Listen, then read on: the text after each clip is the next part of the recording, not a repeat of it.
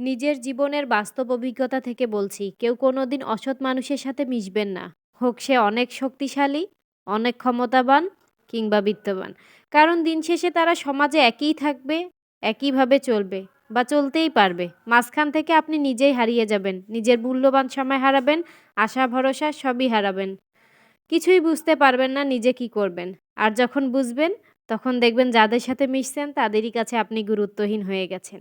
Hello everyone, আসসালামু আলাইকুম। কি অবস্থা, কেমন আছেন সবাই? আমি আলহামদুলিল্লাহ ভালো আছি। কে কোথা থেকে আমার ভিডিওটা এই মুহূর্তে দেখছেন কমেন্টে জানাতে ভুলবেন না কিন্তু। আজকে আমি রান্না করছি এখানে গরুর মাংস। আজকে একটু অন্যভাবেই রান্না করছি। গরুর মাংস বিভিন্নভাবেই রান্না করা যায়। যেভাবেই রান্না করেন না কেন এর টেস্টটা কিন্তু বেশ ভালোই থাকে। আজকে একটু কষিয়ে রান্না করব। এখানে হচ্ছে পেঁয়াজ কুচি আগে একটু ভেজে তারপর গরম মশলা দিয়েছিলাম। তারপর একে একে আদা, রসুন, তারপর হচ্ছে হলুদের গুঁড়া, মরিচের গুঁড়া, লবণ, তেল সব কিছু একসাথে বেশ অনেকক্ষণ কিন্তু মশলাটা কষিয়েছিলাম। আর এখানে দেখছেন কতগুলো চর্বি আছে মাংসের মধ্যে। একটা চর্বিও কিন্তু এখানে গলে যাবে না। কেননা আমি এই চর্বিটা হচ্ছে গরম পানি দিয়ে বেশ কিছুক্ষণ ভিজিয়ে রেখে তারপর হচ্ছে মাংসের সাথে একসাথে এখানে দিয়েছি। আর যদি আপনি গরম পানি দিয়ে না ভিজিয়ে দেন তাহলে দেখবেন যে পুরা চর্বিটা গলে এত পরিমাণ তেল হবে মাংসের মধ্যে, খেতে টেস্টটা কিন্তু নষ্ট হয়ে যাবে। আর সেই চর্বির স্বাদটাও কিন্তু থাকবে না। যারা আমরা চর্বি খেতে পছন্দ করি তারা কিন্তু এভাবে রান্না করতে পারেন।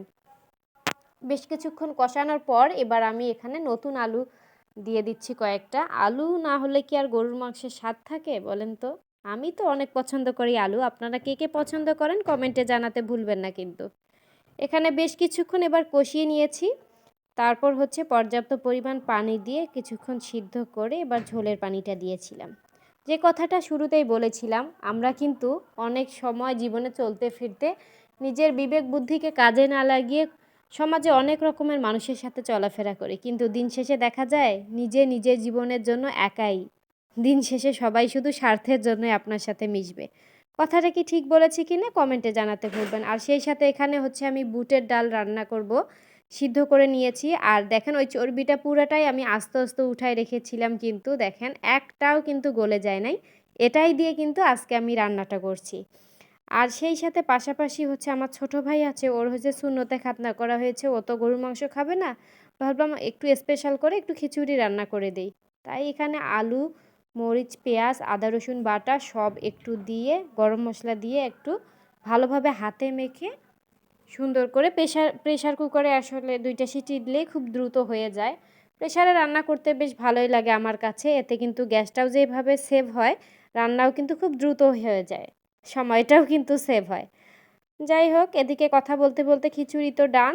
আর তো বুটটা সিদ্ধ করে নিয়েছি। এবার হচ্ছে একটু একটু হালকা করে ডলে নিব, যাতে খুব ডলে না, একদম মিক্সড হয়ে না যায়, আবার একটু আস্তে আস্তে থাকে এরকম। তারপর একই সাথে সব কিছু হচ্ছে লবণ, হলুদের গুঁড়া, মরিচের গুঁড়া দিয়ে, আর এদিকে ফোড়নের জন্য হচ্ছে আদা, রসুন, গরম মশলা সব একসাথে দিয়ে একটু নেড়ে তারপর হচ্ছে মেখে রাখা ডালটা দিয়ে দিচ্ছি। এবার একটু জাল হয়ে আসলে আমি হচ্ছে এই চর্বিটা যেটা তুলে রেখেছিলাম হাড়সহ সেটাই দিয়ে দেবো। এভাবে একবার বুটের ডাল রান্না করে খেয়ে দেখবেন। আমাদের উত্তরবঙ্গে এই রান্নাটা কিন্তু অনেক ফেমাস, আর খেতেও বেশ ভালোই লাগে। এটা কিন্তু রুটি, পরোটা আর হচ্ছে গরম ভাত, পোলাও যেটার সাথেই খান না কেন খুবই মজা লাগে। আর যারা ব্যস্ত সময় পার করেন, আমার মতো মায়েরা আছেন, তারা কিন্তু একটু বেশি করে রান্না করে বক্সে ফ্রিজে রেখে দিয়ে বেশ ঝটপট রান্না আবার বের করে খেতে পারবেন। আজকে এ পর্যন্তই। ভালো থাকবেন সবাই।